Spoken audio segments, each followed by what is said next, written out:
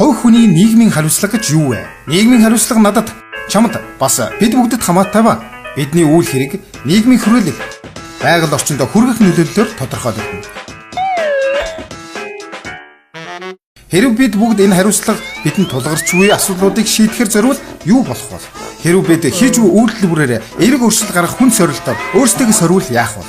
Бизнесийн байгууллагууд байгууллагынхаа нийгмийн хариуцлагаа биелүүлэхийн адилаар GCI-ийн гишүүд хувь хүний нийгмийн хариуцлагыг биелүүлэхийг зорддог. Бидэнд иргэн хүний эрх байдгийн адилаар иргэн хүний хариуцлагч бас байдаг.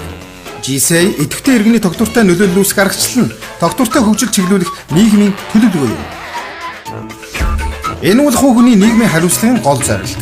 Миний, таны, бид бүгдийн орон нутгийн хүрээлэлээс эхлэн ирээдүйнхээ төлөө үүрч буй хариуцлага юм.